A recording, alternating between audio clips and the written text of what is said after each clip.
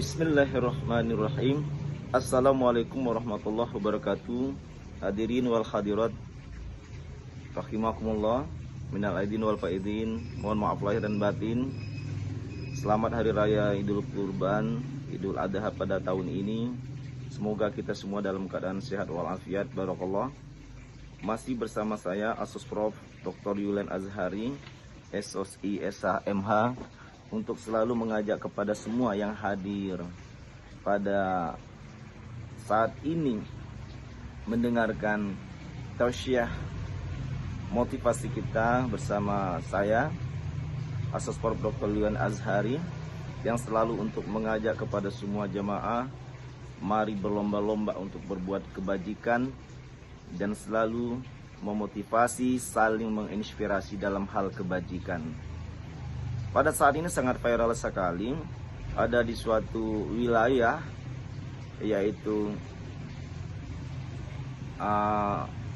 sang penerima hewan kurban seperti ini. Dia saking melimpahnya daging yang ia terima, sehingga dia jual kembali. Nah ini dalam ajaran agama Islam, apakah boleh yang tadi hewan kurban yang telah diberikan tetapi dijual ulang, dijual kembali?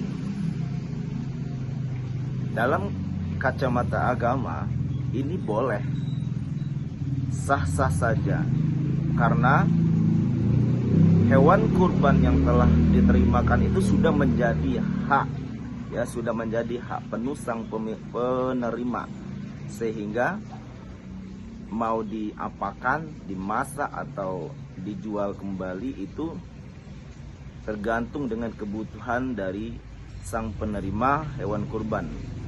Dalam hal ini sudah berpindah tangan, berarti sudah menjadi kuasa penuh dari seorang penerima hewan kurban itu. Nah ini kan pelaksanaan hewan kurban ini sekali dalam setahun, sehingga begitu menumpuknya orang-orang kaya, orang-orang dermawan yang memberi hewan kurban kepada penerima. Jadi satu orang itu mungkin orang-orang dermawan ini, orang-orang kaya ini puluhan bahkan ratusan orang mungkin memberi. Nah ini kan melimpah, daripada hewan kurban itu membusuk, tidak berfaedah, kalau dimakan kan menjadi bahaya kalau telah dimana dia naroknya. Apalagi orang-orang rekan-rekan kita, orang-orang fakir miskin, mungkin dia harus mencari kulkas dulu, tidak tertampung, sehingga kalau dibiarkan ini di tangannya, hewan kurban akan menjadi bau, menjadi membusuk, dan akan sangat sia-sia. Nah kalau dia jual kembali, nah ini boleh, karena pemanfaatannya, asas manfaat itu yang kita junjung tinggi. Jadi dengan kemanfaatan dia jual kembali, dia akan menerima uang yang lebih banyak, bisa dia belikan kebutuhan hidupnya di hari-hari yang akan datang.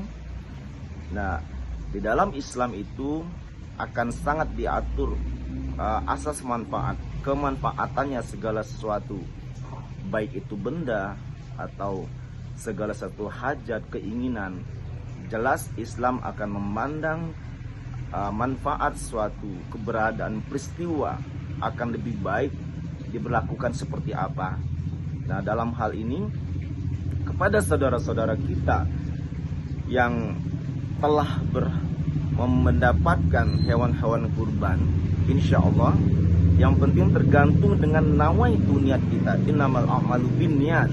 Segala sesuatu itu tergantung dengan niat kita. Kalau niat kita untuk menjadikan sesuatu yang lebih baik, di dalam ajaran agama itu boleh.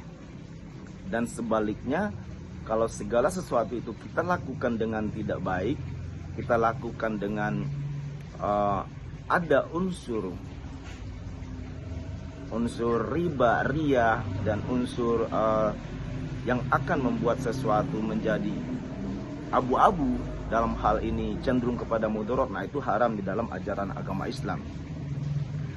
Hadirin wal hadirat yang dimuliakan Allah Subhanahu wa taala, di mana hewan kurban ini, ibadah kurban ini adalah ibadah vertikal kita, ibadah langsung kepada Allah Subhanahu wa taala demi menjalin hablum minan nas, hubungan kita sesama manusia. Tetapi keikhlasan kita melakukan hewan kurban adalah ibadah secara vertikal, ibadah secara langsung kita kepada Allah Subhanahu wa taala. Karena keikhlasan itu hanya Allah yang tahu.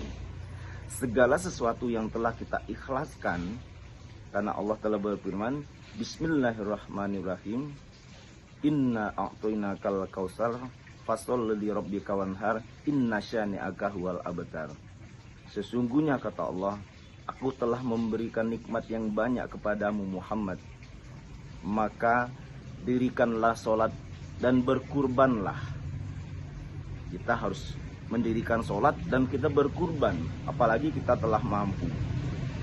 Karena banyak manusia di muka bumi ini, mereka yang telah mempunyai kemampuan secara material tetapi tidak mau berkurban. Naudzubillah min dzalik. Jadi jangan dikira umat di muka bumi ini mereka yang sudah kaya raya, mereka berhati dermawan. Oh no, tidak. Karena untuk berkurban itu harus dilatih, ya. Harus dilatih. Kita memberikan 1 rupiah pun buat orang miskin, itu harus dilatih dan harus kita biasakan. 1.000 perak saja, 2.000 perak saja, kalau kita tidak terbiasa memberikan, ya, berinfak, bersedekah kepada orang miskin, maka akan berat sekali. Apalagi dengan jumlah jutaan rupiah atau ratusan juta rupiah. Nah, segala sesuatu harus kita didik pada diri kita. Nah, dalam hal ini kita harus ikhlas kepada sang pemberi kurban. Kita harus belajar ikhlas. Di surat ini tadi yang kita bacakan tadi. Nah, keikhlasan itu tadi dapat memberikan pahala yang sangat besar dari Allah Subhanahu wa taala. Dan sebaliknya apabila kita tidak ikhlas, maka akan terjadi sia-sia. Terserah mau dimasak hewan kurbannya, mau dijual kembali kepada sang penerima hewan kurban, itu tergantung dengan sang penerima hewan kurban, dia akan nyamannya di mana. Yang jelas, saudara-saudara kita fakir miskin tidak mungkinlah dia bisa makan hewan kurban itu sampai berlama-lama. Dia naruh kulkasnya nggak ada, atau di mana dia taruh daging hewan itu. Dia akan lebih bermanfaat sekali apabila dia jual kembali sehingga dia dapat uang. Jelas dia juga makan, mencicipi daging hewan kurban itu, dia makanlah separuh semampu dia makan. Maka dalam hal ini Islam itu sangat indah, memberikan peluang kepada kita semua agar kita selalu berbuat keikhlasan dan selalu memberikan kebebasan kepada sang penerima hewan kurban untuk memanfaatkan daging yang kita beri. Ingat, Allah akan menjunjung tinggi bagi umat manusia di muka bumi ini yang sangat-sangat bermanfaat buat orang lainnya. Wa khairun nas anfa'uhum linnas, bahwa sebaik-baiknya manusia itu adalah manusia yang sangat bermanfaat buat orang-orang di sekitarnya. Nah, kalau kita berkurban, insya Allah kita termasuk orang-orang yang sangat bermanfaat buat orang-orang di sekitar kita. Karena kita selalu berbuat ikhlas, kita menginginkan saudara-saudara kita fakir miskin, mereka juga ikut merasakan bagaimana kita menikmati daging-daging hewan kurban itu yang sangat bergizi, yang sangat mempunyai protein yang sangat tinggi buat kita semua, dan sehingga orang-orang saudara-saudara kita fakir miskin juga ikut merasakan kebahagiaan seperti kita juga. Barakallah, jangan lupa bantu like, subscribe yang banyak channel dakwah dan channel inspirasi motivasi kita ini, yaitu hanya di channel Dr. Julian Azhari TV. Jangan lupa bantu like, subscribe yang banyak. Barakallah, wallahul muwaffiq ila aqwamit thoriq. Wassalamualaikum warahmatullahi wabarakatuh. Salam bela negara, salam merah putih. Barakallah.